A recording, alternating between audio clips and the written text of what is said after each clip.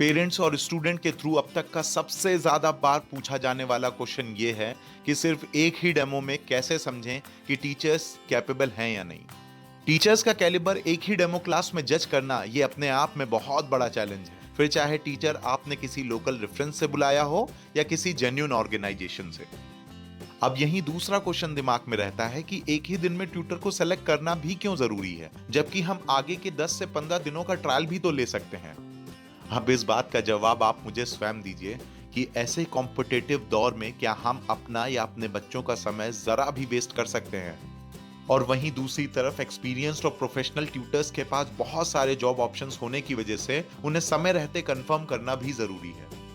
इसलिए इन 7 most powerful steps को follow करके टीचर्स के कैलिबर को सिर्फ कुछ मिनट में पहचानें। Step number 1, communication skills.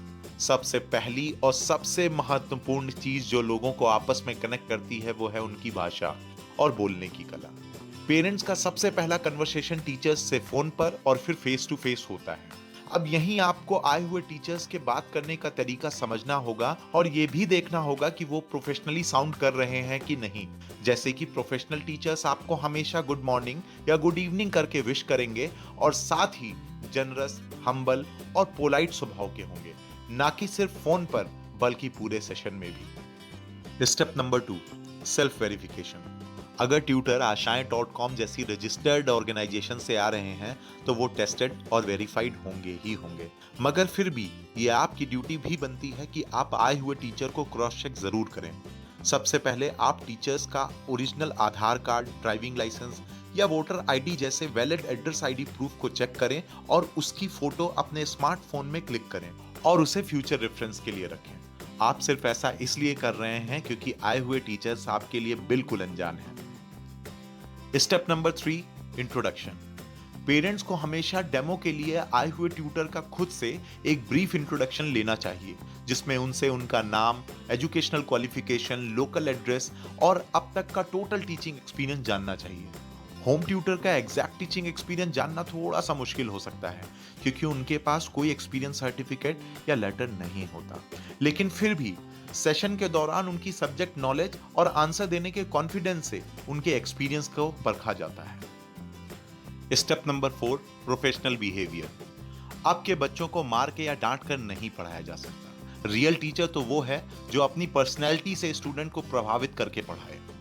आज के समय पर बच्चे भी केवल उन्हीं टीचर्स से पढ़ना चाहते हैं जो वेल ऑर्गेनाइज्ड होते हैं। इसीलिए पेरेंट्स को भी ट्यूटर के प्रोफेशनल बिहेवियर को ध्यान में रखते हुए ही उन्हें हायर करना होगा, जैसे कि टीचर की पंक्चुअलिटी, खुद को प्रेजेंट करने का तरीका और उनकी professional dressing. Step number 5, knowledge. Teacher की असली पहचान उसके ज्ञान से होती है, इसलिए डेमो सेशन पर हमेशा उनसे वो टॉपिक पढ़ें जो स्टूडेंट को पहले से बहुत अच्छे से आता हो, क्योंकि तभी आपको समझ आएगा कि ट्यूटर ने कैसा एक्सप्लेनेशन दिया और उन्हें सब्जेक्ट का कितना नॉलेज है। Step number 6, character assassination. आज के टाइम पर समाज में मोरल वैल्यूज लगातार गिरती जा रही हैं। इसलिए एक टीचर, एक गुरु जो कभी पूजनीय माने जाते थे, उन्हें भी अपने कैरेक्टर का प्रमाण देना होता है, खासकर उन पेरेंट्स को जो किसी बेटी के माता पिता हैं। पेरेंट्स की तरफ से जो सबसे बड़ी गलती होती है वो ये कि वो पूरे डेमो सेशन के दौरान उसी जगह रहते हैं जहां डेमो क्लास चल रही होती है।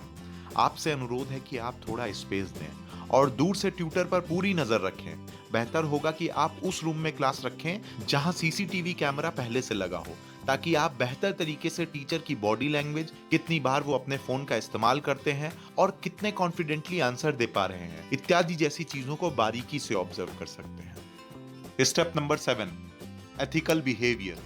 आचार और नैतिकता एक अच्छे टीचर की पहली पहचान है, लेकिन काफी बार ऐसा देखा गया है कि अच्छे कैरेक्टर और बहुत सारी नॉलेज होने के बाद भी कई सारे लोग एथिक्स और मोरल वैल्यूज में थोड़ा पीछे रह जाते हैं। पेरेंट्स को आए हुए टीचर को यहां भी बराबर से परखना होगा। आपके साथ डेमो क्लास होने से पहले ही fees, number of hour per day, number of session per month fix किए जा चुके होते हैं, लेकिन फिर भी अगर टीचर आपसे इन्हें बदलने की कोशिश करे या भेजी गई ऑर्गेनाइजेशन की पॉलिसी को बायपास करके आपसे डायरेक्ट डील करे, तो आपको डेमो कैंसिल कर देना चाहिए और इस बात की इंफॉर्मेशन कंसर्न्ड ऑर्गेनाइजेशन को देनी चाहिए, क्योंकि किसी भी पेरेंट्स और बच्चों की सिक्योरिटी के साथ कॉम्प्रोमाइज नहीं किया जा सकता।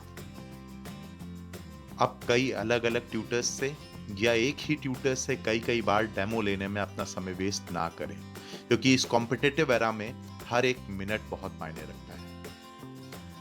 अब तक मुझे लगातार सुनते रहने के लिए आपका बहुत-बहुत धन्यवाद। टीम आशाएं आपके बच्चों की उज्जवल भविष्य की कामना करती रहेगी।